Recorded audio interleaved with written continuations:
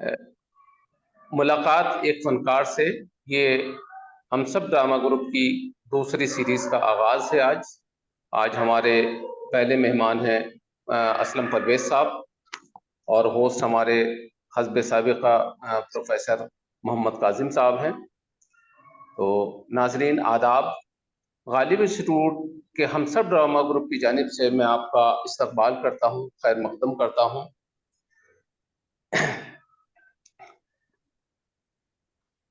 Ghalib institute का क़याम 1969 में गालिब सदी तकरीबात के मौके पर अमल में आया था, और उसके बाद 1974 में हम सब ड्रामा ग्रुप का क़याम मोहतरमा बेगम आबदा अहमद साहिबा की निगरानी में अमल में आया।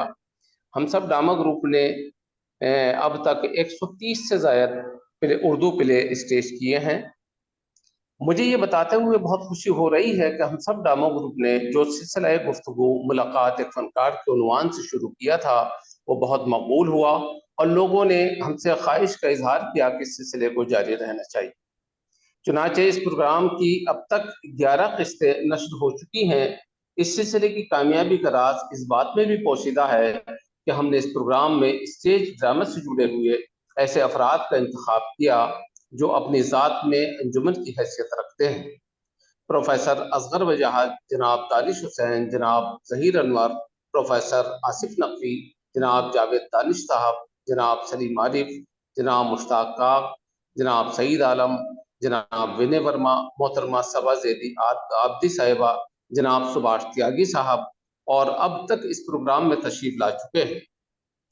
आज भी हम ऐसी शख्सियत के रूबरू होने जा रहे हैं जिसने ड्रामा, स्टेज और मुख्तलिफ अदबी व सकाफती सरगर्मियों के जरिए अपनी शनाख्त कायम की है। जनाब असलम परवेज साहब ड्रामा निगारी और ड्रामे की पेशकश में बड़ा मोतबर मकाम रखते हैं। असलम परवेज साहब बहुत अच्छे ड्रामा निगार हैं। आप मंटू शनास की हैसियत से भी जाने जाते हैं। आपने मिंटू के खतूत को किताबी सूरत में आपका सादत हसन मंटू के नाम से शाया किया है, और मंटू और चचा साम के उन्वान से मंटू के बागियाना खतूत जो उन्होंने चचा साम के नाम से लिख के शाया किए थे, उनको भी मुरत्तब किया है। जनाब मोहम्मद असलम साहब, परवेज असलम साहब ने ड्रामा नवीसी की दुनिया में मुनफरिद उसलूब ईजाद किया है।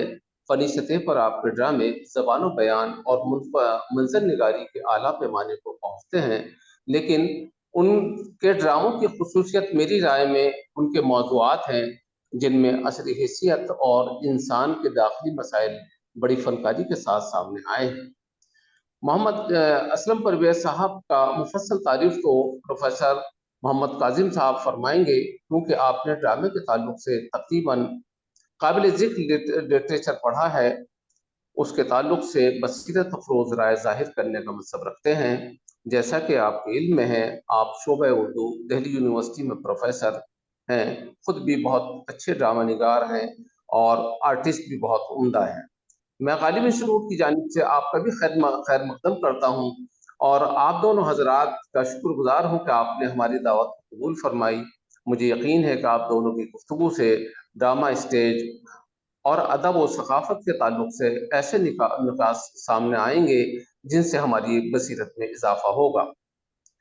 मैं दरख्वास्त गुजार हूँ प्रोफेसर मोहम्मद काजिम साहब से कि वो बाकायदा आज की इस हम मुलाकात एक फनकार से की दूसरी सीरीज का पहली किस्त का आगाज फरमाएं। बहुत शुक्रिया। प्रोफेसर आसिफ नकवी साहब, आपका भी खैर मकदम है। आपको तौफीक साहब, निगार अजीम साहिबा और रिजवाना सुल्तान साहिबा, नीज तमाम जो भी हजरात इसमें हमसे इस वक्त जुड़े हुए हैं ऑनलाइन, ये लाइव उसमें शामिल हैं, मैं सभी का इस्तकबाल करता हूँ, खैर मकदम करता हूँ। तो काजिम साहब से दरख्वास्त है कि आप बाकायदा इसका आगाज फरमाएं। बहुत शुक्रिया। बेहद शुक्रिया डॉक्टर इदरीस साहब, डायरेक्टर गालिब इंस्टीट्यूट। ख़वातीन हज़रात, जैसा कि मुलाकात एक फ़नकार के पहले सीरीज़ में आप लोगों ने देखा कि 11 अहम फ़नकार से हम लोगों ने गुफ्तगू की, और उन फ़नकारों से जो अमली तौर पर उर्दू ड्रामे से या ड्रामे के ये दुनिया से वाबस्ता हैं। ये professor Sadiq Rahman Kidwai, secretary Ghalib institute, और रक्षंदा जलील साहिबा जो हम सब ड्रामा ग्रुप की इंचार्ज हैं, उनकी तहरीक पर, उनकी ख्वाहिश के हवाले से हम लोग इस प्रोग्राम को आगे बढ़ा रहे हैं। और ये दूसरी किस्त की पहली सीरीज लेकर हम लोग आपकी खिदमत में हाजिर हुए हैं, और मुलाकात एक फनकार से। और आज के फनकार हैं जनाब मोहम्मद असलम परवेज साहब। असलम परवेज नाम आते ही कई तरह की नक्शे, कई तरह की शक्लें हमारे जहन में कौन जाती हैं। असलम परवेज एकेडमिशियन प्रोफेसर थे जवाहरलाल नेहरू यूनिवर्सिटी में। असलम परवेज एनसीईआरटी में एक एडिटर हुआ करते थे। असलम परवेज एक हमारे जूनियर हैं, लेकिन मैं दो असलम परवेज से बहुत अच्छी तरह से वाकिफ हूँ, और उनसे वाबस्तगी भी मेरी है। एक मेरे उस्ताद मोहतरम प्रोफेसर असलम परवेज साहब, जो अब इस दुनिया में नहीं रहे, अल्लाह उन्हें कदर रहमत करे। और दूसरे हमारे बहुत अहम मोहतरम दोस्त मोहम्मद असलम परवेज साहब, जिन्हें मुंबई में मुकीम है, और न सिर्फ उर्दू ड्रामा बल्कि गुजराती ड्रामे की एक अहम नाम है, एक अहम शख्सियत। असलम परवेज साहब अमली तौर पर ड्रामे से वाबस्ता हैं, और आपने ड्रामे लिखे हैं, ड्रामे करवाए हैं, ड्रामे पेश किए हैं, और ड्रामे पर तनकीद लिखी है, ड्रामे पर किताबें लिखी हैं। और ड्रामे की जितनी भी गुंजाइश हो सकती है, जितने भी उसके हिस्से हैं, उनके बैक स्टेज हो, फ्रंट स्टेज हो, उन तमाम से आपकी वाकफियत है और वाबस्तगी भी रही है। आपके ड्रामे एकजुट ड्रामा ग्रुप नादरा बब्बर ने ज्यादातर ड्रामों को पेश किया है। इसके अलावा बम्बई के और दूसरे हिंदुस्तान की रियासतों के दूसरे ग्रुप ने आपके ड्रामे को पेश किया है। आपके ड्रामे के नाम और उनके हवाले से सीधा सीधा आपके सामने आ जाएगी बातें। तो असलम परवेज साहब हमारे दरमियान हैं। मैं असलम परवेज साहब का गालिब इंस्टीट्यूट की जानिब से, अपनी जानिब से मुलाकात एक फनकार में इस्तकबाल करता हूँ, और साथ शुक्रिया। ही शुक्रिया अदा करता हूँ कि आपने मेरी एक आवाज़ पर, एक फ़ोन पर लब्बैक कहा, और आज के इस प्रोग्राम में आप शामिल हैं। और असलम साहब ऐसी ही शख्सियत हैं कि दोस्तों के दोस्त हैं, फनकारों के फनकार हैं, और एक ऐसी शख्सियत हैं जो, जिसे हम डाउन टू अर्थ कहें, ज़मीन से जुड़ी हुई शख्सियत, ज़मीन से वाबस्ता शख्सियत है। आपको इनकी तहरीरों से भी वाकिफ हो जाएंगे तो इसका अंदाज़ा हो जाएगा कि आप इनको मंटो पर इनकी तहरीरें पढ़िए, इनके ड्रामे पढ़िए, इनके फुल लेंथ ड्रामे पढ़िए, इनके यकबाबी ड्रामे पढ़िए, ड्रामे के हवाले से मज़ामीन पढ़िए। ये एक रसाला निकालते हैं, उस रसाले को पढ़िए। और पेशे से यूं तो एडिटर हैं उर्दू लोक राज्य हुकूमत महाराष्ट्र का रसाला है, लेकिन प्रोफेशनली प्ले राइट हैं, फन ड्रामा के फनकार हैं। और इन्होंने अपने बायोडाटा में प्रोफेशनली गुजराती प्ले राइट लिखा है। गुजराती में भी खूब ड्रामे लिखते हैं, खूब करते हैं, लेकिन साथ साथ ही नहीं बल्कि उर्दू की तरफ आपकी खास तवज्जो रही है। अक्सर आपसे गुफ्तगू भी होती रही है, आपके ड्रामे भी पढ़े हैं। और आपने जो ड्रामे लिखे हैं उनमें पिकनिक है, पंख होते तो, आपका सादत हसन मंटो, किताब उनके मंटो के खतूत मरतब किया है आपने। मंटो और चचा साम आपने इस नाम से भी किताब ये किया है। यकबाबी ड्रामों का मजमुआ भी आपका है। और मंटो के 12 गैर मारूफ अफसानों को भी आपने एडिट किया है। बहुत अहम किताब है वो, उसमें बहुत खूबसूरत और बहुत दिलचस्प अफसाने हैं उसमें। मंटो के खत को आपने देवनागरी में और उर्दू में, दोनों में ही आपने उसको तरतीब दिया है। शिया हाशिया और हाशिया आराइयाँ आपकी किताब है। बयानिया शनासी का एक सबक, यानी फिक्शन पर लिखे अतिकुल्ला के मज़ामीन को भी आपने यकजा किया है। आपका मंटो, मंटो के खतूत हिंदी और उर्दू में मरतब आपने किया है। गोया आप इससे अंदाजा लगा सकते हैं कि असलम परवेज साहब फिक्शन की शख्सियत हैं, फिक्शन की तनकीद के हैं। हालांकि ड्रामे को बहुत से नाकिदों ने फिक्शन में नहीं शुमार किया है, नॉन फिक्शन में डाला है, लेकिन अब तक ये तय नहीं है कि ये फिक्शन है या नॉन फिक्शन है। यूँ तो उसमें कहानी गढ़ी जाती है, कहानी प्लॉट तैयार किए जाते हैं, तो फिक्शन में शामिल कर सकते हैं और करना चाहिए। तो असलम परवेज साहब का एक बार फिर इस्तकबाल है। और सबसे पहले मैं असलम परवेज साहब से अपने क़ारीन की जानिब से, अपने सामीन की जानिब से, अपने नाजरीन की जानिब से आपसे पहला सवाल यही है कि आपने ड्रामे की दुनिया में कब और किस उम्र में और कैसे कदम रखा? असलम परवेज साहब। सबसे पहले तो शुक्रिया काजिम साहब और गालिब इंस्टीट्यूट का कि उन्होंने मुझे इस लायक समझा कि मुझे इस महफिल में दावत दी। जहाँ तक ड्रामे का ताल्लुक है, मैं ड्रामे की तरफ बाद में आया। पहले मैंने अफसाने लिखने शुरू किए थे जब मैं कॉलेज में था, और मैं काफ़ी तेज़ी से अफसाने लिख रहा था। और उस दौरान में मेरी हमारे दोस्त हैं इकबाल नियाज़ी, उनका भी ताल्लुक़ थिएटर से है, काफ़ी मारूफ नाम है। उनसे कुछ दोस्ती हुई, और फिर उनके साथ मिलकर हम लोगों ने ड्रामा मतलब लिखना सीखा, करना सीखा। और हम लोगों ने एक ड्रामा किया था जिसका नाम था जलियांवाला बाग, जो हम लोगों ने मिलकर लिखा और डायरेक्ट किया था। और चूंकि ड्रामा जो है वो कमर के नीचे तकिया रखकर नहीं खेला जा सकता, इसके लिए थोड़ा सा एक फुल टाइम जॉब है। तो जैसे ही मैं ड्रामे की तरफ रागिब हुआ, तो फिर ये हुआ कि अफसाना निगारी जो है वो बहुत पीछे रह गई। तो फिर ड्रामे ही खेलता रहा, ड्रामे ही करता रहा, ड्रामे ही लिखता रहा।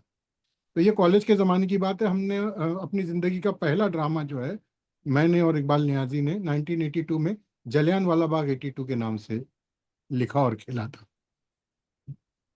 जी, जलियांवाला बाग बहुत मशहूर और मकबूल ड्रामा रहा है। जी जी जी जी और जी इकबाल नियाज़ी साहब ने इसे शाये भी किया है। जी जी जी और आपने अपने बायोडाटा में भी इसका जिक्र किया है कि उनके जी साथ। जी जी। हाँ, उन्होंने उसका फिर बाद में उन्होंने उस ड्रामे का फुल लेंथ वर्जन बनाया, जो उन्होंने इंडिविजुअली बनाया।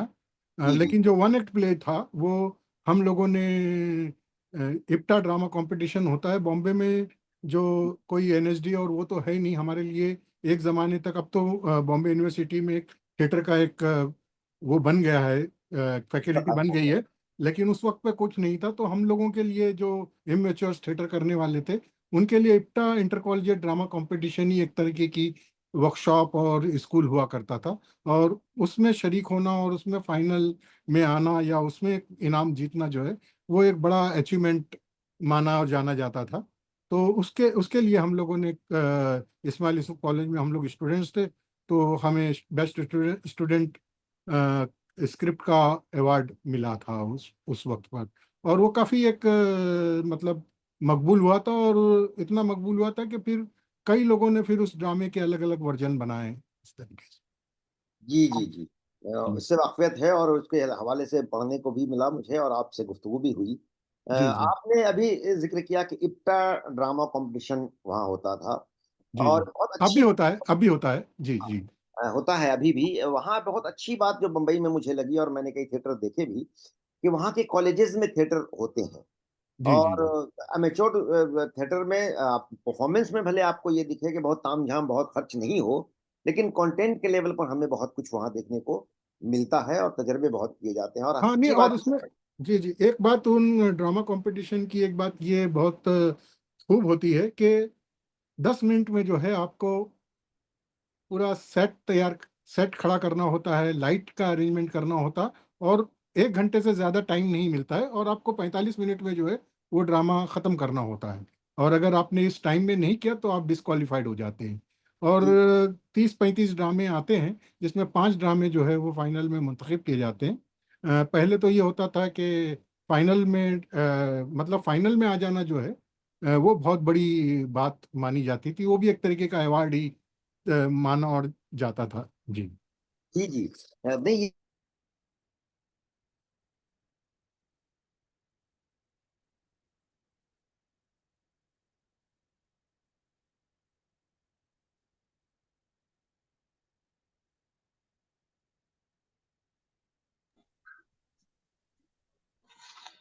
तो असलम परवेज हेलो। साहब, ये थोड़ा सा इस पे रोशनी डालें कि आप जब इस ड्रामे की दुनिया के अंदर दाखिल हुए तो किन किन मसाइल से जो है दो चार होना पड़ा आपको। थोड़ा सा उस पर भी रोशनी डालें। बहुत जी सारे जी जी जो जी ड्रामा निगार होते हैं, बड़े मसाइल जी से जी दरपेश होते हैं, उनको उस पे भी रोशनी जी डालें। जी। असल में ये था, हम लोगों के लिए ये था कि हम जब ड्रामा खेलना चाह रहे थे, तो उस वक्त तो ऐसे बहुत सारे ड्रामों की स्क्रिप्ट अवेलेबल होती हैं, जो बेस्ट ड्रामे माने गए हैं, जो और उसके स्क्रिप्ट प्रिंटेड भी होती हैं। लेकिन जो वसाइल हमें अवेलेबल होते हैं, उसके और जो एक्टर्स या जो जो जो जितने भी वसाइल हमारे पास होते हैं, उसके मुताबिक और मुआफिक जो है वो स्क्रिप्ट नहीं होती थी। और इसी बात ने हमें मजबूर किया कि हम ऐसी स्क्रिप्ट लिखें जो हमारे वसाइल के मुताबिक वो मौफिक हो। ऐसे इन हालात में हमें वो मौजू भी वही मुंतखब करने थे जो हम अपने आसपास देख रहे थे। जैसे जलियांवाला बाग जो है, हमारा जो पहला जो ड्रामा था, उसका मौजू ही इसी बात में था कि जलियांवाला बाग तो 1919 में एक घटना घटी और वो ख़त्म हो गई, मगर आज के हालात में भी क्या हम किसी एक जलियांवाला बाग में नहीं हैं? इस बात को लेकर एक ड्रामा हमने और मैंने और इकबाल नियाजी ने लिखा और खेला। नहीं, वो तो बहुत मकबूल हुआ और अब भी जो है उसकी बड़ी बात माशाल्लाह से तारीफ़ें होती हैं। तो मैं ये अर्ज़ करना चाह रहा था कि जैसे आपने अपनी ज़िंदगी में मुतअद्दिद ड्रामे जो है पेश किए हैं, बल्कि जी, सैकड़ों की तादाद में आप पेश कर चुके हैं। कोई ऐसे 2, 3, 4 ऐसे ड्रामे कि जिन्होंने आपको जो है बहुत मुतासिर किया है जी, और उसका मैसेज बहुत दूर तक गया है, तो उस पे भी ज़रूर रोशनी डालें? जी, जी, जी। जैसे अभी मेरा एक प्ले था जिसका नाम था दस्तक। ये चेतन दातार मराठी के काफ़ी एक बड़े, अभी तो इंतकाल हो गया उनका, काफ़ी बड़े प्लेराइट और डायरेक्टर माने जाते हैं। उन्होंने मुझसे ये बात कही। एक आर टाइगर्स इन कॉन्गो नाम से एक प्ले था, जो उस जमाने में एड्स जो था, एक बड़ा एक प्रेत था एड्स का, उसको लेकर उन्होंने एक प्ले मुझे दिया था, जिसका नाम आर टाइगर्स इन कॉन्गो था। उसको लेकर हमने प्ले किया और ये काफ़ी मतलब यूनिवर्सिटी की तरफ से रिप्रेजेंट किया गया सार्क देशों के लिए। और इसी तरह से मेरा एक प्ले था जिसका जो सलाम बिन रज़ाक की कहानी एकलव्य पर था, रिटर्न ऑफ एकलव्य नाम से। ये जो रिजर्वेशन वाला मामला था, उस पर जी। उसको बुनियाद बनाकर जो है ये प्ले लिखा गया था, और ये प्ले भी जो है काफ़ी सराहा गया। लेकिन अलग अलग तरीके से जो मैंने कई प्लेज जो हैं, वन एक्ट, जैसे जयंती लाल नाम का एक प्ले है जो एक कॉमेडी और लव स्टोरी थी।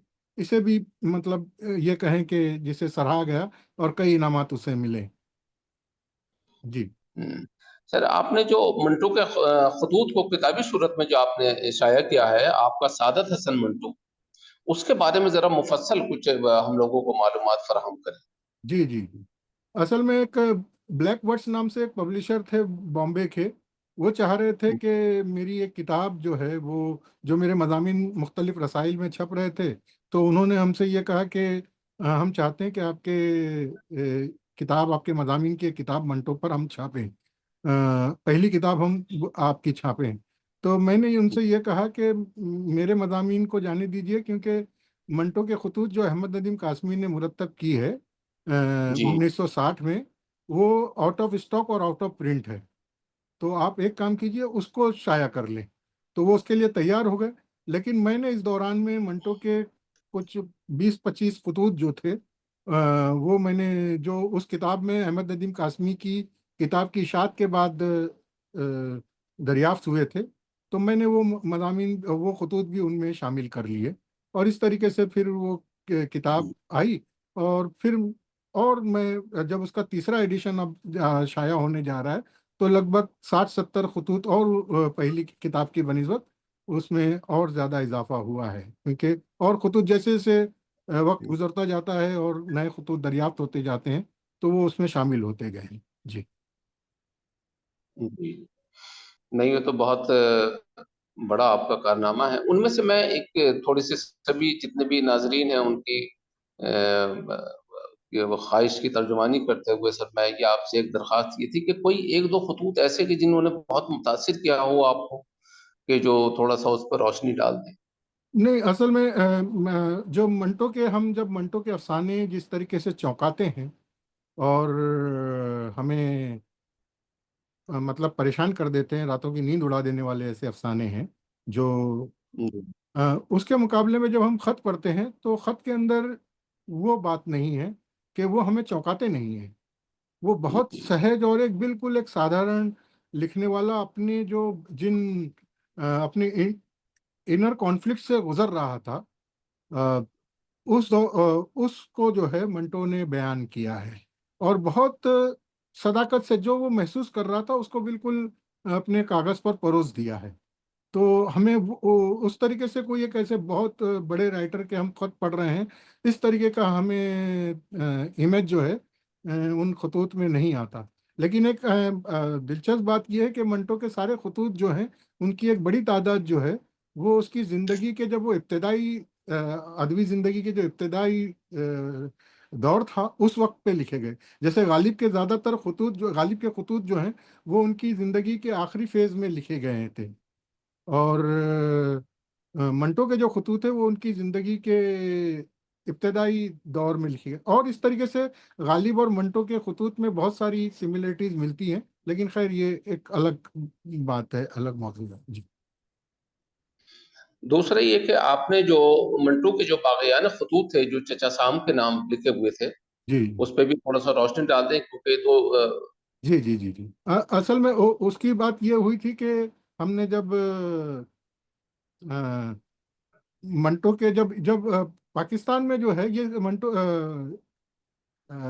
ओसामा बिन लादेन जब अरेस्ट हुआ था, तो उस वक्त पे बहुत सारे पाकिस्तानी जर्नलिस्ट ने इस बात पर बहुत मज़ामीन लिखे थे कि देखिए मंटो, अमेरिका और पाकिस्तान की जो कुर्बत थी या जो रोमांस चल रहा था उसको मंटो ने महसूस कर लिया था, लेकिन जो ब्यूरोक्रेसी थी पाकिस्तान की और जो सियासत थी पाकिस्तान की वो उसको महसूस नहीं कर पा रही थी।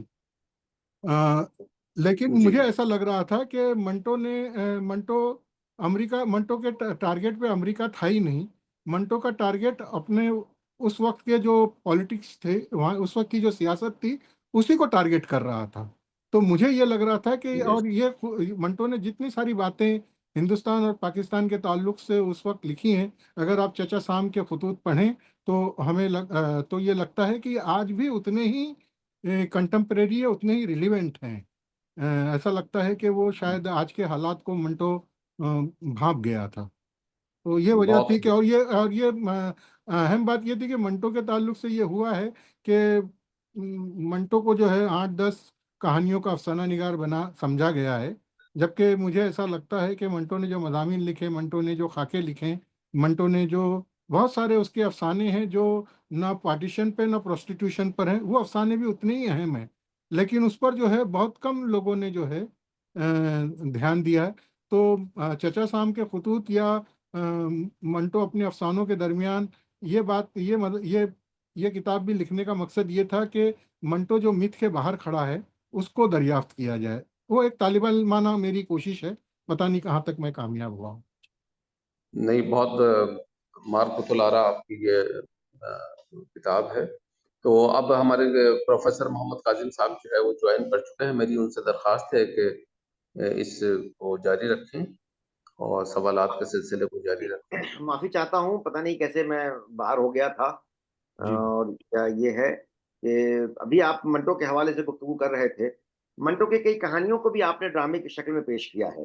जी तो जी जी मंटो पर आपने इतना सारा काम किया है, मंटो के जब कहानी आप एक खुद कहानीकार हैं आप, तो कहानी को ड्रामेटाइज करने में, ड्रामे की शक्ल में पेश करने में क्या आसानी पैदा हुई और क्या दुश्वारी पैदा हुई आपको? जी असल में जब मैंने जब इंडिविजुअली जब मैंने अपने ड्रामे लिखने का फैसला किया, तो सबसे पहले मेरे दिमाग में जो था वो मंटो की कहानियां ही थी, जिसे जो ये ख्याल था कि मंटो की अलग अलग कैरेक्टर्स जो हैं वो स्टेज पर आते हैं, स्टेज पर आए और वो एक ड्रामा पेश करें।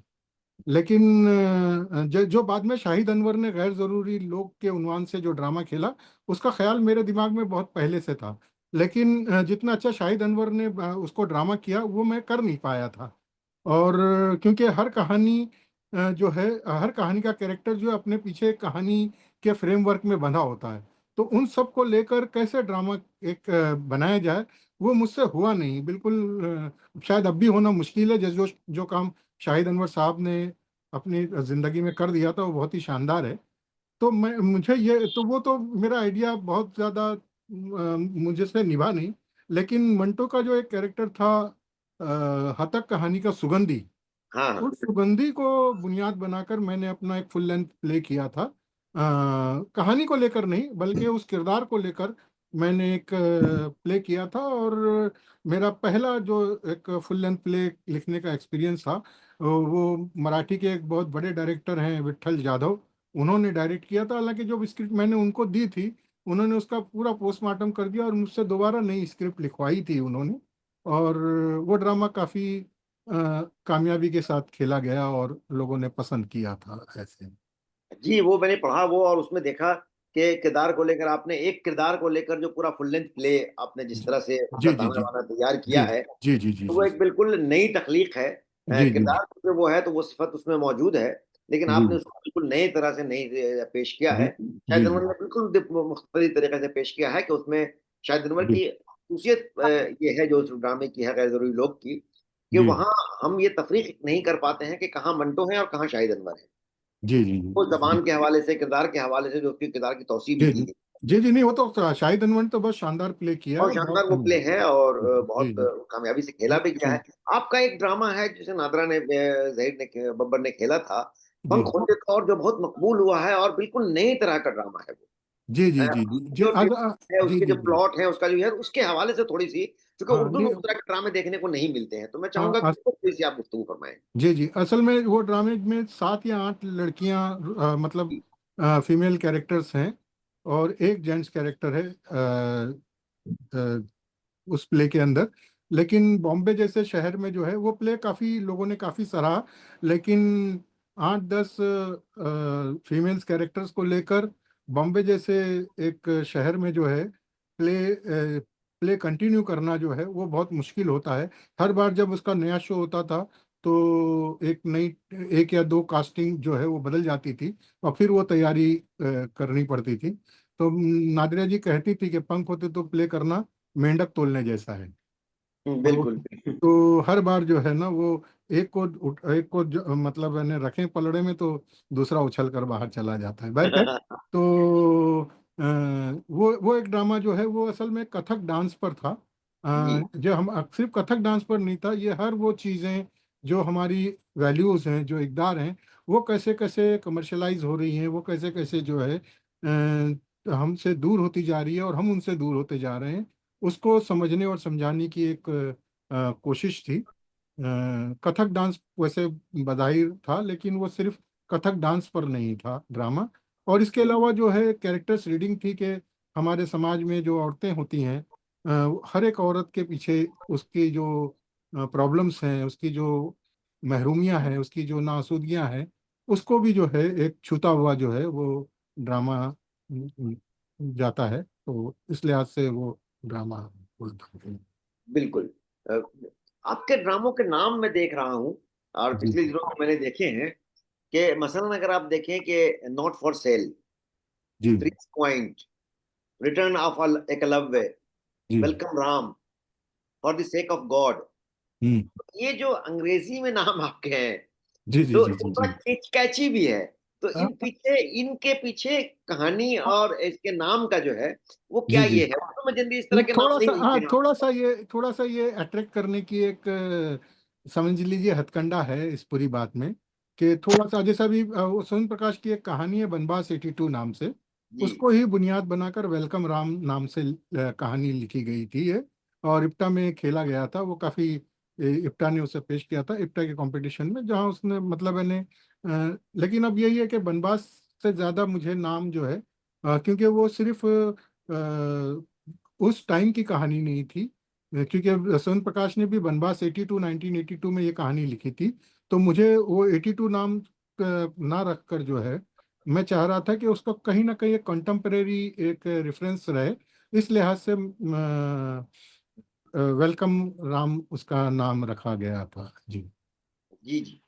आपने कुछ ड्रामे तर्जुमा भी किए हैं। जी जी जी जी हाँ जी जी जी जी जी, जी जैसे मेरा राम हाँ पर कई है, मैंने दीपक, हाँ, 5-6 मराठी प्लेज अच्छे। हैं जी जो जी जो जो जियो स्टूडियो में के लिए उसके उसको शूट करके भी खेला गया है। जी मतलब जी वो उसका ऑन, मतलब वो सारी चीजें उसमें उन्होंने शूट किया हाँ है, उसके लिए किया है।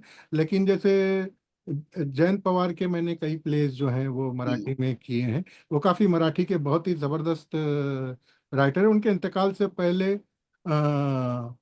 हाय काय वारा सुटली है, डेंजर वारा सुटली है नाम से, कि क्या डेंजर हवा चली है। इस बुनियाद को लेकर उन्होंने एक प्ले लिखा था, जो मैंने ट्रांसलेट मतलब उसको अडाप्ट कर लिया था। और ये शायद एनएसडी की रेपेट्री में खेला जाने वाला था, लेकिन पता नहीं, फिर लॉकडाउन हो गया था तो फिर वो सारी चीजें रह गई थी ऐसे। जी जी जी जी। तो आप जब मराठी, चूंकि आप खुद मराठी से वाकिफ हैं, गुजराती से वाकिफ हैं, तो उन जबानों से तर्जुमा जब करते हैं आप उर्दू में, तो क्या सहूलतें आपको मैसर हैं और क्या परेशानी होती है उसको जी जी। करने में? नहीं, असल और में मराठी और गुजराती दोनों जुबानों से मैं इतना वाकिफ नहीं हूँ। मराठी और गुजराती समझ लेता हूँ, लेकिन बोलना और मतलब बोलना बहुत ही टूटा फूटा आता है। गुजराती तो बिल्कुल बोलना नहीं आता। लेकिन गुजराती प्ले मैंने जो है, मेरे साथ में को राइटर होते थे नीलेश रुपापरा, उनके साथ मैंने हम नाम और अपना काम शेयर किया है। लेकिन मराठी के साथ मेरी साथ ये रहा, जब चेतन दातार थे, या मराठी के साथ मैंने बहुत सारे प्ले लिखे हैं। कई प्ले तो मैंने अभी तक उसके उर्दू में नहीं हुए हैं, वो मराठी में हो चुके हैं। और मराठी में एक आईएनटी कंपटीशन होता है, उसमें मैंने प्ले किए हैं, फुल लेंथ और वन एक्ट, जहाँ पे 200 प्लेज आते हैं, 200-250 प्लेज आते हैं। उनके लिए किए। तो मराठी में ये होता था कि जो लड़का भी डायरेक्ट मतलब लिखवाना चाहता था मुझसे, तो मैं उसे मतलब मैंने डिक्टेट करता था प्ले हिंदी में, और वो उसको हिंदी में उसका नोटेशन ले लेता, और फिर दूसरे दिन वो जितना भी डिक्टेट हुआ है उसका मराठी वर्जन लेकर आता था। फिर मराठी वर्जन में मुझे वो सुनाता था, तो मराठी मैं समझ पाता हूँ, तो इसलिए फिर मैं उसमें से करेक्शन करता था कि नहीं, ये गलत है, ये गलत है, ये सही है। ये कई बार उनकी जो उन्होंने जिस तरीके से उसको ट्रांसलेट किया है वो मुझे ठीक लगता था, या वो मेरे लिखे हुए को उन्होंने और ज्यादा संवार दिया है। तो इस तरीके से एक काम हो जाता था। इस तरह से बहुत सारे मराठी प्ले मेरे इसी तरीके से लिखे गए हैं। जी, वो ये काम भी दिखाता है आपका ये। आपने अभी जिक्र किया कि फुल लेंथ प्ले और यकबाबी प्ले, वन एक्ट प्ले, तो जी। इन दोनों प्ले को लिखते वक्त ये दोनों प्ले में फर्क क्या, मतलब ये है आम कारी के लिए या आम नाजरीन के लिए क्या फर्क दोनों में है, और असल आपको लिखते वक्त क्या परेशानी होती है? जी जी, असल में जैसे हम जब गुजराती में प्ले लिखते थे, तो जनरली जब दो सीन, हम पहले तो एक ही होता था, हम एक कहानी बना लेते थे, एक तो सब्जेक्ट चुन लेते थे, उसके बाद उसके 8 या 10 या 12 या 16 सीन में उनके एक सिनॉप्सिस तैयार कर लेते थे। और जैसे ही ये प्ले मैंने तकरीबन 25-30 Gujarati play, full length play लिखे हैं इस आधार पर, ये बता रहा हूँ। और ज़्यादातर गुजराती प्ले इसी तरीके से लिखे और खेले जाते हैं कि एक आइडिया फाइनल हो जाता था कि भैया हाँ, ये मौजू है और ये सब्जेक्ट है। और जैसे ही उसके 2 या 3 सीन लिख लिए जाते थे, और उसकी रीडिंग हो जाती थी, और वो थोड़ा सा एक ग्रीन सिग्नल मिल जाता था डायरेक्टर को और एक्टर्स को, तो फिर प्रोड्यूसर जो है वो उसका एक मुहूर्त कर देता था। हम्म। और जैसे ही फर्स्ट हाफ कंप्लीट हो जाता था, तो रिहर्सल शुरू हो जाती थी। अब सेकंड हाफ लिखा नहीं गया है, हम्म। लेकिन फर्स्ट हाफ की रिहर्सल शुरू हो जाती थी, और हमारी थोड़ी एक जिम्मेदारी होती थी, और हमें भी थोड़ा फायदा होता था कि फर्स्ट हाफ को देखते हुए हमारा जो सेकंड हाफ के लिखे हुए सिनॉप्सिस हैं, उसमें उसमें उसको हम बदलते हुए, या उसको और हम जिस तरीके से इनहेंस करते हुए चाहें वैसे हम करते चले जाते थे। और इस तरीके से फिर सेकंड हाफ भी जो है कंप्लीट हो जाता था। और मराठी में भी लगभग यही था। मिस्टर एंड मिसेज नाम से अभी पिछले ही दिनों मेरा एक मराठी प्ले खेला गया था, तो वो भी लगभग इसी तरीके से तैयार हो गया था। हालांकि मराठी में ज़्यादातर लोग कोशिश करते हैं कि हार्ड बाउंड स्क्रिप्ट हो, और ज़्यादातर आज आज मतलब आजकल तो ज़्यादातर हार्ड बाउंड स्क्रिप्ट ही लोग पसंद करते हैं कि भैया हमें पता हो कि आखिर में क्या होने वाला है। लेकिन गुजराती में चूंकि प्रोफेशनली होता है प्ले, तो उसमें लोग काफ़ी मतलब इस बात के लिए थोड़े आज़ाद होते हैं कि चलिए क्या देखते हैं, क्या किस तरीके से आकार लेता है ड्रामा। नहीं, जी। बिल्कुल सही, ये हम लोगों का भी तजर्बा है। और खुद शाहिद भाई जो है, वो उनकी जितनी स्क्रिप्ट सिवाय गैर जरूरी लोग के गैर जरूरी लोग तो उन्होंने लिखा था, और फिर पता नहीं कैसे उन्होंने, ये मैंने उनके लिटरली उनके डस्टबिन से निकाला था उन दिनों में, आजकल में ओके मुलाजमत कर ओके। रहा था, और वहां से मैंने निकाला और फिर कंपोज करवाया, और रसाले में छापने का पूरा तैयार करके फिर मैं उनके पास प्रूफ के लिए ले गया था कि आप एक बार इसको देख लीजिए। जी वो वैसे ही है। उसके अलावा बाकी जो प्ले उन्होंने लिखे हैं बहरूप के साथ मिल करके, तो वो जी जी ऐसे ही होता था कि शुरू के 2-3 सीन तैयार हो गए और हम लोग रिहर्सल में चले जाते थे। जी अब जी उसके जी बाद वो सीन आ रहा है, रिहर्सल कर रहे हैं, सीन आ रहा है, रिहर्सल कर रहे हैं। वो जी बीच में जी आते थे, पूरा उस वक्त तक की रिहर्सल देखते थे, फिर आगे का सीन उस तरह से जी डेवलप करते थे, लिखते थे। जी जी। मालूम हुआ कि शो के 10 दिन पहले हमें पूरा प्ले मिल रहा है। हाँ नहीं, और इससे एक फायदा क्या होता था, हमने एक सीन लिखा है फर्स्ट, जैसे हमने फर्स्ट फर्स्ट पहले एक्ट में हमने एक सीन लिखा है, और हमने जिस तरीके से लिखा है, कैरेक्टर जो कैरेक्टर या एक्टर जो उसे प्ले कर रहा है, उसने उसको थोड़ा सा बदल दिया अपने परफॉर्मेंस से। और जो हम्म। बदला है वो डायरेक्टर को भी ठीक लग रहा है और पूरी टीम को भी ठीक लग रहा है। हम्म। हमारे लिखे हुए से थोड़ा सा अलग है वो, तो हम्म। उसका जो अलग शेड है वो, उसका फायदा हमें मिल जाता था सेकंड हाफ में उस कैरेक्टर के इर्तिका को डिजाइन करने के लिए। बिल्कुल बिल्कुल। तो गोया ये है कि कभी अक्सर तो ये भी होता है कि हम मैच्योर थिएटर ग्रुप के साथ ये होता है कि कभी हम प्ले सोचते हैं कि 10 कैरेक्टर का 12 कैरेक्टर का लिखेंगे और मालूम हुआ उतने एक्टर नहीं मिल पाए, तो जी बाद में फिर उसको लिखते लिखते ही उसको कंसाइज कर देते हैं कि चलो एक कैरेक्टर कम कर करेक्ट देते हैं, या करेक्ट। दो किरदार को मिक्स करके एक किरदार बना देते हैं। जी जी जी तो जरूरत के तहत भी ये चीजें होती जी। हैं, तो मुझे उस मुझे अभी नहीं, मुझे एक दिलचस्प वाकया याद आया। मैं जी आपकी बात कट कर रहा हूँ, क्या प्लीज बोलें, सॉरी मैं नहीं, बीच में। बिल्कुल बिल्कुल, जी आप ही जी कीजिए आइए। जी जी। मैं हमने एक प्ले किया था जिसका नाम था जयंती लाल। उस प्ले में जो है तकरीबन 65 60-65 एक्टर्स काम कर रहे थे। हम्म। और उसके बाद हमने ये सोचा कि नेक्स्ट ईयर हम जो प्ले करेंगे हम्म। उसमें सिर्फ 2 एक्टर्स ही होंगे, ताकि लोगों को ये पता चले कि एकदम से बिल्कुल अलग तरीके का प्ले है। और हमने एक मिठी बाई कॉलेज है बॉम्बे का, उसके थ्रू हम ये प्ले कर रहे थे। और हमने रिहर्सल शुरू कर दी। सोमू द पागल असल में हम्म। 3 कैरेक्टर्स का प्ले था वो। और जब हम तकरीबन आधी रिहर्सल शुरू खत्म मतलब चल रही थी, तभी कॉलेज के सारे जो स्टूडेंट्स थे वो सारे कंप्लेंट किए हेड ऑफ द डिपार्टमेंट से, जो ड्रामे के हेड थे, कि हमें नहीं लिया गया है और ये वो। और फिर ड्रामे के जो हेड ऑफ द डिपार्टमेंट थे वो हमारे पास में आए और उन्होंने कहा कि नहीं भाई, इन लोगों को भी किसी ना किसी तरीके से अकोमोडेट किया जाए। जी जी। तो हमने फिर मतलब उस ड्रामे में तकरीबन वही 60-65 लोगों को, वो जो 3 लोगों का प्ले था, उसको जो है एक मोहल्ले में बेस करके इस तरीके से उसको किया। तो ये एक एक अच्छा है, मतलब यानी कि सिचुएशन के हिसाब से किस तरीके से चीज़ें बदली और अ, बिगाड़ी और संवारी जा सकती है, इसका भी हम्म। एक वो। बहुत सारे तजर्बे होते हैं उसमें। जी जी एक जी जी तजर्बा मेरे साथ भी है कि हम लोग वो प्ले सुपना का सपना कर रहे थे।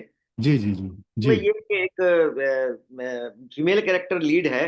जी वो मालूम हुआ कि शो से एक दिन पहले कुछ ऐसा हुआ कि वो 2 शो हमें लगातार 2 दिन करना था, कि पहले दिन वो अवेलेबल नहीं थी। जी तो अब आखिरी दिन रिहर्सल में अब क्या करें, वो अवेलेबल नहीं है, शो तो होना है, शो मस्ट गो ऑन। तो हमने ये जी किया कि उनके किरदार के जितने डायलॉग थे और वो जिस सीन में होती थी, वो डायलॉग सब उन किरदारों को बांट दिए कि तुम ये बोल देना, तुम ये बोल देना, तुम ये बोल देना। जी और जी जी बस जी वो पहला शो हो गया। और जी दूसरे जी शो में फिर वो आ गई। जी जी जी तो जी ऑडियंस ऐसे थे जो दूसरे शो भी देखने आए, तो जी उन्होंने जी कहा भाई ये हमारे साथ नाइंसाफी है, या कल जिन लोगों ने शो देखा उनके साथ नाइंसाफी है। कहा जी क्या? जी तो कहा कि ये कैसे हो सकता है कि एक किरदार कल के प्ले में थे ही नहीं और आज के प्ले में आ गया, और कल भी कोई मिसिंग नहीं था और आज भी कुछ मिसिंग नहीं है, कुछ इजाफा जी जी नहीं है, ये सही कैसे? है। तो ये तजर्बा होता है। जी, और और मैं तो ये बात कहता हूँ कि हर बार एक शो भी जब है ना, हम जब एक एक प्ले का एक शो करते हैं, सेम एक्टर सेम डायलॉग सब चीजें सेम होने के बावजूद भी सेम नहीं होती, नया शो होता है, नया शो। क्योंकि ऑडियंस सेम नहीं होती, और ऑडियंस भी सेम हो तब भी प्ले नहीं होता। जैसे पानी की एक हर लहर वक्त है। अपना आपके खुद सांस लेने का तरीका सेम नहीं होता है, आपकी आवाज बिल्कुल सेम नहीं होती है, आपका मूड सेम नहीं होता, आपके बॉडी बिल्कुल सेम काम नहीं करती है। तो उस बिल्कुल हिसाब से वो रिएक्शन होता है। अब बिल्कुल ये बिल्कुल। इसी से वाबस्ता एक सवाल ये है कि आप एक ड्रामा निगार हैं, ड्रामा निगारी के अलावा आप किस किस हैसियत से स्टेज से वाबस्ता रहे हैं, हमारे नाजरीन को, हमारे सामीन को तक ये बात पहुंचे।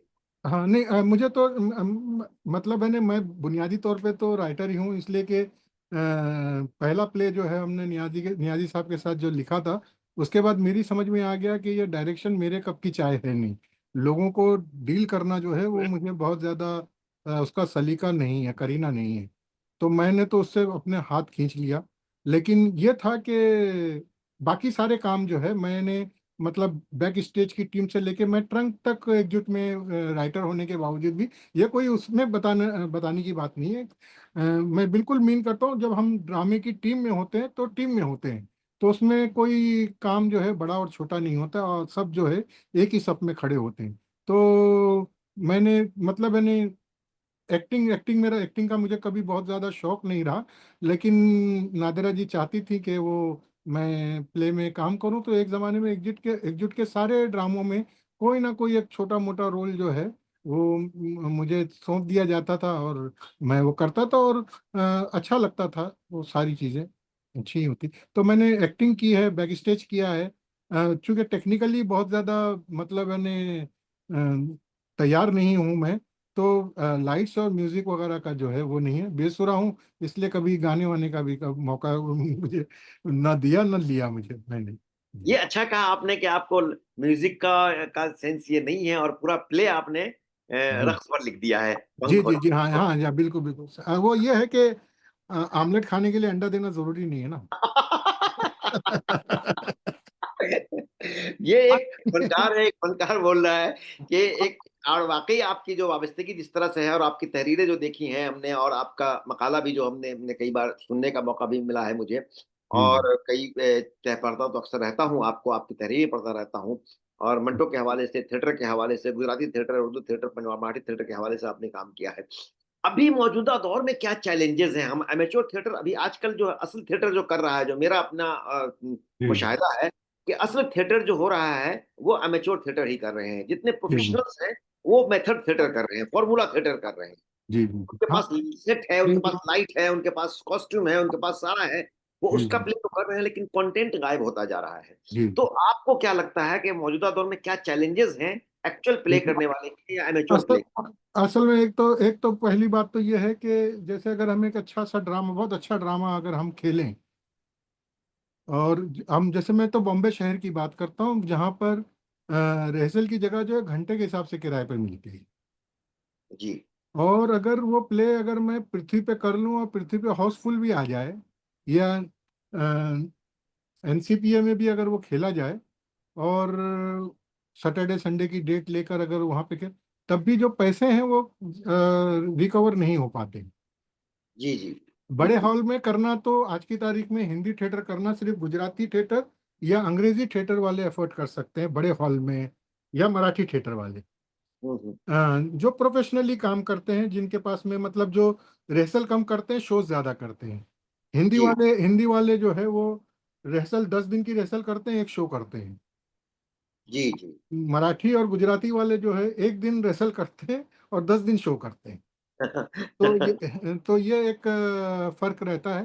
तो अब बॉम्बे में तो ये हुआ है कि एक ही पृथ्वी थिएटर है, जिसकी वजह से जो सब लोगों की वहाँ की डेट्स की मारामारी चल रही होती है। तो ऐसे इसमें ये हुआ कि आराम नगर एक इलाका है अंधेरी के वेस्ट में, जहाँ पर बहुत सारे छोटे छोटे स्टूडियो थिएटर बन गए हैं, हम्म, जहाँ पर 70 80 90 100 150 200 लोग आते हैं। और रंगशीला नाम से अभी एक दूसरा एक पृथ्वी थिएटर बनने की कोशिश की जा रही है, वो बहुत ही अच्छी जगह है, वहाँ पर भी अब एक पैरेलल पृथ्वी थिएटर जैसा एक माहौल बनने की तैयारी हुई, सारे अच्छे ड्रामे लोग जो है अब वहाँ पे भी खेलते हैं। लेकिन इसके अलावा भी बहुत सारे छोटे छोटे स्पॉट्स हैं जहाँ पर ड्रामे खेले जाते हैं, और बहुत कम टीम होती है, 4 या 5 या 6 लोगों को लेकर ही जो है वो ड्रामा खेला जाता है। ऑडियंस का जो मसला है वो काफ़ी, और मुझे हमेशा से लगता है कि हमारे पास हिंदी भाषी या उर्दू बोलने वाले लोग जो हैं, उनकी दिलचस्पी जो है वो ड्रामे में नहीं होती है। ड्रामा देखने के लिए जो ड्रामा पढ़ाते हैं वो लोग भी, ज़्यादातर लोग ड्रामा देखने के लिए नहीं जाते। तो हम्म, ये एक सूरत हाल है जो बहुत ही अच्छी नहीं है, खुशगवार नहीं है। लेकिन हम्म, जो लोग ड्रामा देखते हैं उनको ड्रामा देखना ही अच्छा लगता है, उनको फिल्म देखना अच्छा नहीं लगता। तो बात यह है कि जिसने पी है उसे पता है कि क्या है। हम्म, तो ऑडियंस वाला एक मसला जो है वो कभी, मतलब मैंने मराठी में भी है, लेकिन अब मराठी में इतना गंभीर नहीं है, गुजराती में भी है लेकिन इतना गंभीर नहीं है। हिंदी और आप देखिए 220 की ऑडियंस है पृथ्वी थिएटर की, और पूरे दिन भर में इतने लोगों की आबादी के इसमें 200, मंगल बुध जुमेरात के दिन वो थिएटर फुल नहीं होता है, नॉर्मली फुल नहीं होता है। तो सिवाय सैटरडे संडे जो है वो फुल होता है। तो लोग ड्रामा देखने नहीं जाते, और उर्दू माशरा और ड्रामे की जो जगह जहाँ ड्रामा खेला जाता है उनके बीच में बहुत सारी खलीजें हैं, जी। सकाफती, तहजीबी, इखलाकी, मजहबी, बहुत सारी चीज़ें हैं, तो वो भी काफ़ी रोकती हैं। तो जब तक ऑडियंस नहीं होगी तो ड्रामा तो कहाँ खेला जाएगा? जंगल में मोर नाचेगा, क्या फायदा है उसको? ये तो ड्रामा नहीं होता ही इसलिए है कि एक देखने वाला हो, एक खेलने वाला, दो लोगों के बीच में होता है ड्रामा। नहीं, वजह फरमाया आपने। और ये मैंने महसूस किया है, क्योंकि कलकत्ते में पला बड़ा हूं मैं, तो वहाँ की बंगाली ऑडियंस को भी देखा है कि जी वहाँ बांग्ला में खूब ड्रामे होते हैं, और वहाँ जी कमोबेश जी। तमाम लोगों के, पूरे शहरी जो है, महीने का अपना पूरा बजट तक बनाते हैं कि मुझे एक ड्रामा देखना है, एक फिल्म देखनी है। वैसे ही मराठी में भी ये चीजें हैं जी जी, नहीं कि आप देखिए मराठी में लड़कियां, नौ उम्र लड़कियां आती हैं कॉलेज के लड़कों के साथ में, शादीशुदा जोड़े जो है वो आते हैं, बूढ़े लोग आते हैं, और बिल्कुल उस तरीके से आते हैं जैसे कोई त्योहार में जा रहे हैं, गजरा लगाकर और मतलब तैयार होकर, जैसे किसी एक फेस्टिवल में जा रहे हैं। तो इतनी अच्छी ऑडियंस है कि मैं कह नहीं सकता। जी। मुझे मुझे लेकिन याद है एक मराठी ड्रामा का एक ड्रामा कंपटीशन होता है जिसका नाम है सवाई कंपटीशन, अच्छा। जिसमें पूरे महाराष्ट्र में जो ड्रामे अव्वल आते हैं, वन एक्ट प्ले कंपटीशन होता है, लेकिन हम्म। ओपन कंपटीशन होता है उसमें। पूरे महाराष्ट्र में जो बड़े बड़े कंपटीशन में जो पहले इनामात लिए जाते हैं उनके उनका कंपटीशन होता है, और ये ड्रामा कंपटीशन खेला जाता है हर 25 जनवरी को। अच्छा। जश्न जमहूरियत के पहले वाले दिन जो है ये ड्रामा खेला जाता है, और रात को 10 बजे शुरू होता है, पूरी रात ड्रामा चलता है। वाह। और ड्रामा देखने वाले वो लोग नहीं होते जो ड्रामे में काम कर रहे हैं, उनकी फैमिली नहीं होती, क्योंकि पूरे महाराष्ट्र से होता है। हम्म। जनरल ऑडियंस होती है जिसकी शोज जो है, जिसकी टिकटें थिएटर की तरह ब्लैक होती है, टिकटें मिलती वाह। नहीं है उसकी। तो ये वाह। मराठी देखने वालों का, मराठी ड्रामा ड्रामा खेलने वालों का शौक है। तो ऐसे जब ऐसे ऑडियंस होगी तो वहां पे विजय तेंदुलकर तो पैदा होंगे ही होंगे ना, वसंत बेशक। मानेककर, जितने सारे राइटर हैं वो पैदा इसीलिए होंगे, डायरेक्टर पैदा इसीलिए होंगे कि वहाँ पे ऑडियंस है। हमारे पास सबसे बड़ा मसला ये, मैं कोई एक्सक्यूज नहीं दे रहा हूँ, हमारे पास एक मसला यही है कि हम अपनी ऑडियंस को, जब हमारे पास ऑडियंस थी तो हमारे पास भी था, जब पारसी थिएटर था तो हमारे पास भी ड्रामे के स्क्रिप्ट मौजूद होती थी, लेकिन अब हमारे पास है ही नहीं, तो अब हम क्या करें? ऑडियंस का मामला जो है वो बड़ा। एक तो ऑडियंस का मामला है इसमें, जो मैंने देखा कि बंगाल बांग्ला मराठी का मैंने मिसाल दी, आपने भी ये बात जी की। जी जी एक तो ऑडियंस का मामला है। दूसरे ये भी है कि आप बांग्ला में, मराठी में, अंग्रेजी में, हिंदी में आप देखें, वहां आपके अखबारों में बाकायदा कल्चरल बीट हैं, और वहां उसके रिव्यूज होते हैं। बिल्कुल लिस्ट बिल्कुल मुतय्यन है उसके लिए, कि वो बिल्कुल। जाएंगे, प्ले देखेंगे, उसके रिव्यूज करेंगे, ताकि लोगों तक पहुंचे वो बात। जी जी। दूसरी और चीज ये है, और ये बहुत जरूरी है, क्योंकि जब बहुत तक जरूरी है अगर वो, रिकॉग्नाइज नहीं कर पूरा पा पूरा रहे। एक सफा जो है, हाँ। मराठी ड्रामों का एक पूरा सफा जो है, हर हफ्ते को वो आता है। सबसे आता है वो, पहले यहाँ अभी दिल्ली हमारे में यहाँ पर बहुत आवाज थी। इकबाल नियाजी साहब एक ड्राम जो बहुत अच्छे, उन्होंने रिव्यूज लिखे, बहुत शानदार और जानदार रिव्यूज लिखे, और वो काफी उर्दू वालों को इन्फॉर्म कर रहे होते थे कि भैया आज ये ड्रामा हो रहा है, आज वो ड्रामा खेला जा रहा है। लेकिन अब उन्होंने सिलसिला बंद किया तो कोई दूसरा आदमी नहीं है जो उस कमी को पूरा करे। नहीं, ये तो उन्होंने शौकिया अपना ये किया। मैं अर्ज ये कर रहा हूँ कि अखबार के बाकायदा बीट के मुलाजिम होते हैं, जी उन जी हिंदी के हैं या मराठी के हों या बांग्ला के हों या अंग्रेजी के हों। लेकिन हमारे यहाँ ऐसा कुछ एक तो सिस्टम नहीं है। यहाँ जब कौमी आवाज निकलता था तो तकरीबन 5-6 बरस तक मैंने उसमें हफ्तावार कॉलम लिखा था। अनीस आजमी साहब ने भी लिखा है उसमें बहुत दिनों तक। जी शायद अनवर अक्सर हिंदी अंग्रेजी में लिखा करते थे। जी तो एक तो ये है कि हमारे पास और जनरल ऑडियंस नहीं है। दूसरी, जी हमारे पास कोई ऐसा मीडिया ये नहीं है कि जो हमारी चीजों को आवाम तक पहुंचाए। वीकली कॉलम में अगर आता है जो ड्रामे खेल रहे हैं उसका रिव्यू आता है, तो वो ये है। तीसरे ये है कि हमें सही मानों में नाकिद भी नहीं मिले हमारे ड्रामों को। बिल्कुल एकदम सही, बिल्कुल। और मुझे यही बात, ये जो आपने बात कही ना, अखबार में अगर क्यों नहीं, अगर संडे के दिन भी, मतलब इनकलाब में और दूसरे अखबार में जो है, जो होते हैं ना ड्रामे, होते ही हाँ, हैं, बिल्कुल होते अब हैं। उसके रिव्यू क्यों नहीं दिए जा सकते हैं? दिए जा इतने सकते हैं, अच्छे बिल्कुल। अच्छे ड्रामे खेले जाते हैं, मतलब अभी इस्मत आपा के नाम का रिव्यू किसी मैंने उर्दू अखबार में बॉम्बे के नहीं देखा। जी। बॉम्बे में खेला जाता है ना। हाँ हाँ। और मंटो हाजिर हो या और दूसरे बहुत सारे ऐसे ड्रामे, चलिए आप मराठी ड्रामे को छोड़िए, आप हिंदुस्तानी ड्रामे और हिंदी ड्रामे उनके तो रिव्यू छप सकते हैं, उर्दू ड्रामे होते हैं उसके रिव्यूज नहीं आते हैं। ये बड़ी अफसोसनाक सूरत हाल है, बिल्कुल सही कहा आपने। बल्कि मैंने तो एक बड़े अखबार से राब्ता किया कि आपको कोई पे करने की जरूरत नहीं है, आप सिर्फ हमें स्पेस दे दीजिए, आपके रिव्यू हर हफ्ते मिल जाया करेगा। उन्होंने माजरत चाह ली कि ना भैया हम नहीं, मैं स्पेस नहीं दे सकता।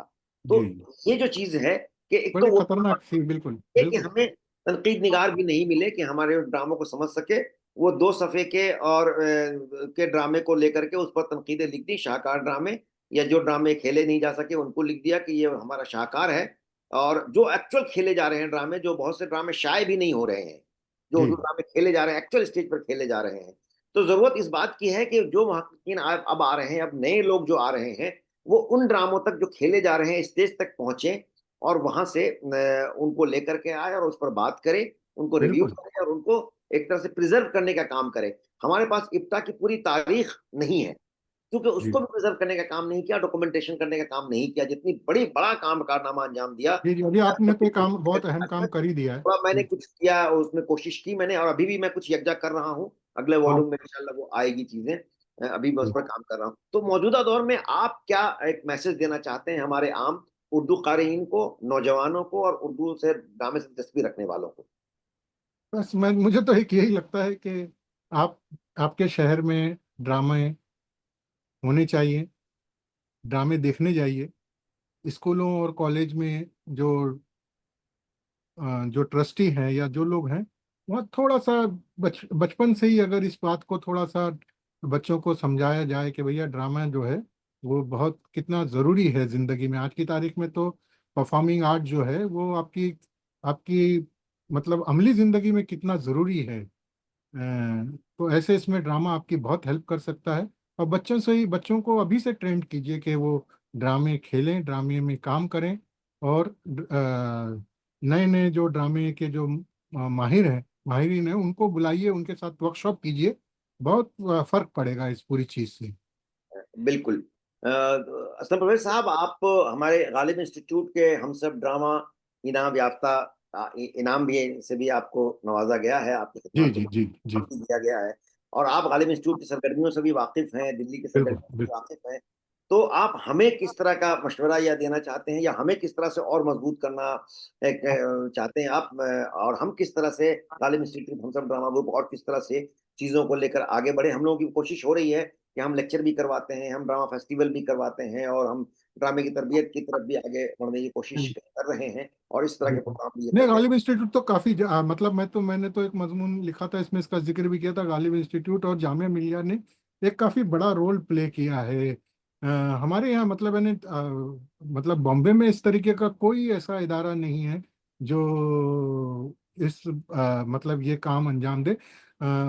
मुझे ऐसा लगता है कि आप लोग काम कर रहे हो, बहुत ही बेहतरीन काम है। और मतलब उस मतलब हम, मैंने कभी इसका जिक्र उस तरीके से नहीं किया, लेकिन बिल्कुल आप लोगों की हौसला अफजाई होनी चाहिए। और लोगों को पता, मतलब पता चलना चाहिए कि किस तरीके से आप काम कर रहे हैं।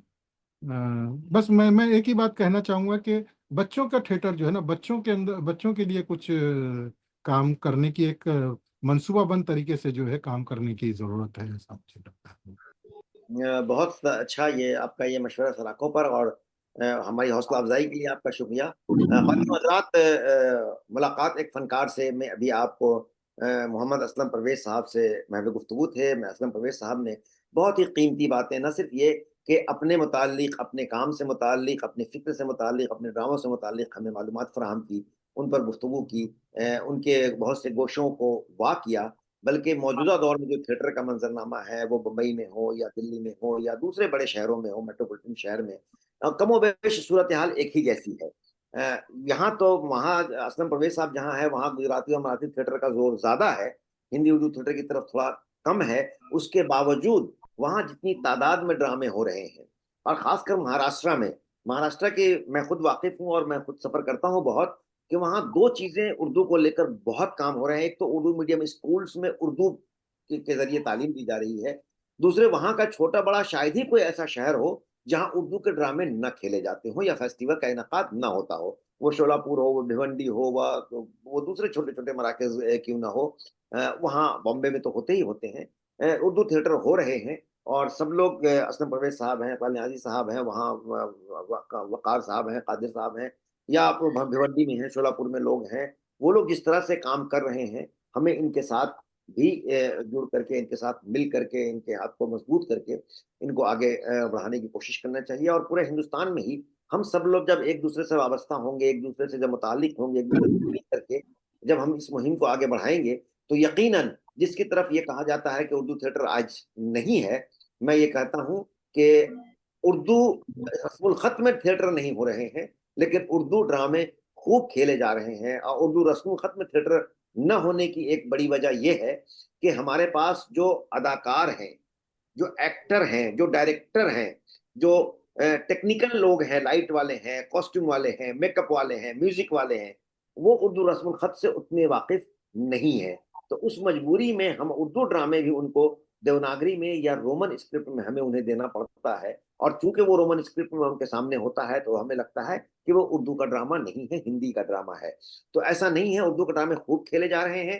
असलम साहब के ड्रामे भी यहाँ भारत रंग महोत्सव में पेश हुए हैं, उर्दू के ड्रामे पेश हुए हैं। और हर साल यहाँ 5 से 7 उर्दू के ड्रामे शामिल होते हैं। और यहाँ जो उनके इंतखाब करने का अमल है, बहुत मुश्किल अमल है कि सैकड़ों ड्रामे आते हैं, उसमें से वो 5, 6, 7 ड्रामे का इंतखाब करते हैं, जो अच्छी वीडियो होती है, अच्छी तरह से प्रेजेंटेशन होता है।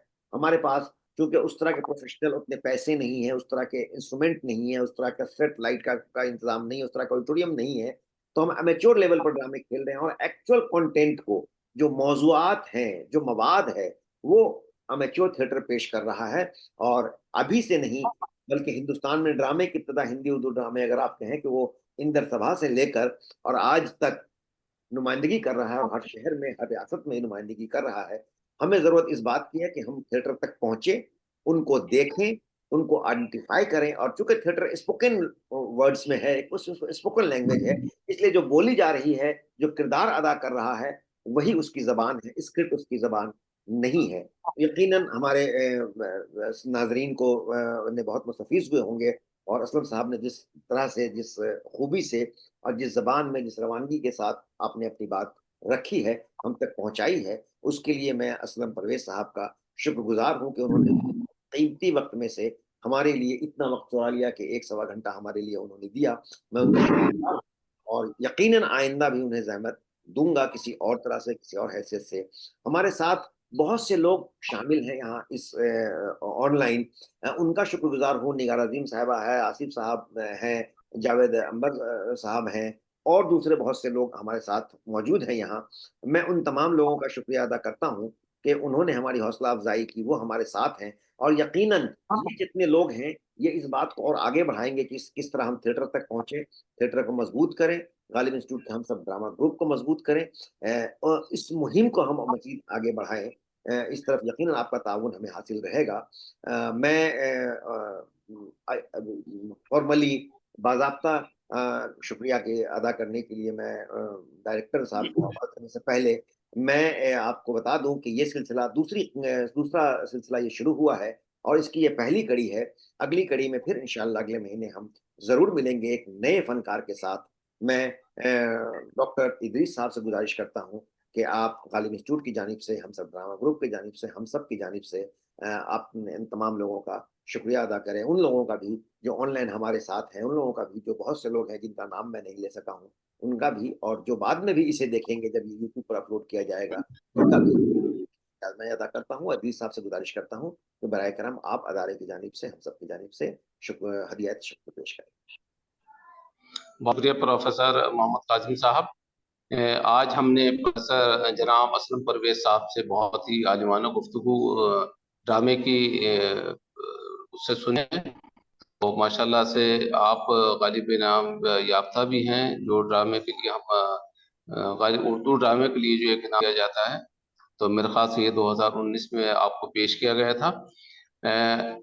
नाजरीन, मैं ये अर्ज करना चाहता हूँ कि 11, 12, 13 नवंबर को ड्रामा फेस्टिवल का इनेकाद किया जा रहा है ड्रामा ग्रुप गालिब इंस्टीट्यूट के तहत। तो आप सभी हजरात से दरख्वास्त है कि उसमें ज़रूर तशरीफ़ लाएं। और देखिए, मैं ड्रामे का जहाँ तक ताल्लुक़ है, मैं जो भी आर्टिस्ट होते हैं या थिएटर की दुनिया से जो भी जुड़े हुए लोग हैं, उनका पैशन और जुनून से बहुत मुतासिर हूँ कि वो इतनी मेहनत करते हैं। हालांकि कुछ ऐसा हासिल नहीं होता उनको थिएटर वगैरह से कि कोई वाशी तौर पर उनको कोई बड़ी मदद मिलती हो या फाइनेंशियल उनको सपोर्ट मिलती हो, लेकिन उसके बावजूद जो उनका पैशन होता है, उनका जो जुनून होता है कि एक एक आर्टिस्ट और भी स्टेज के बैक साइड में काम करने वाले होते हैं, वो मिनट टू मिनट काम के तहत अपनी अपनी जिम्मेदारियां बखूबी अंजाम देते हैं।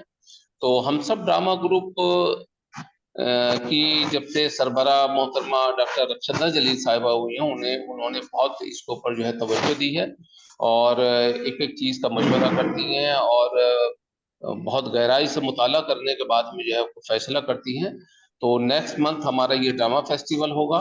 इसके अलावा स्ट्रीट प्ले अभी हमने दो तीन महीने पहले हमने किया था, जिसको होस्ट हमारे प्रोफेसर काजिम साहब ने ही किया था। और उसके अलावा इस मरतबा जो हमारा बैनुल अक़वामी गालिब सेमिनार 26, 27, 28 दिसंबर को मुनक्किद होगा। 28 तारीख को बहुत मशहूर उर्दू प्ले गालिब की वापसी उसमें पेश किया जाएगा, जिनको जनाब अब्बास हैदर साहब पेश करेंगे, उसको डायरेक्ट करेंगे। तो मेरी तमाम नाज़रीन से दरख्वास्त है कि हमारे इस प्रोग्रामों में शामिल हों। और मैं गालिब इंस्टीट्यूट की जानिब से, हम सब ड्रामा ग्रुप की जानिब से, रक्षदा जलील साहिबा की जानिब से आज के मेहमान जनाब मोहम्मद असलम परवेज साहब और आज के होस्ट जनाब प्रोफेसर मोहम्मद काजिम साहब, नक़ी साहब, अब्दुल क़य्यूम साहब, अजीम साहिबा और से इसलिए मशकूर व ममनून है कि मुस्तक़बिल हम हौसला अफजाई की है। और जावेद अंबर साहब और अब्दुल तौफीक साहब, मुर्शद साहब और तमाम नाजरीन का जो भी इसको है इस वक्त जो है हमारे साथ शामिल, मैं दिल की गहराइयों से उनका बहुत ही मशकूर व ममनून हूँ कि आपने कीमती दिया और आज के प्रोग्राम को कामयाब बनाया। बहुत शुक्रिया। शुक्रिया। बेहद शुक्रिया। शाकिर तस्नीम साहब भी आप जुड़े हुए हैं, उनका भी शुक्रिया। नौजवान हिदायतकार ड्रामा निगार हैं, आप प्रोफेसर हैं कराची में और ड्रामा ही पढ़ाते हैं। तो आपका भी शुक्रिया कि आप हमसे जुड़े आज और आपने हमारी हौसला अफजाई फरमाई। शाकिर,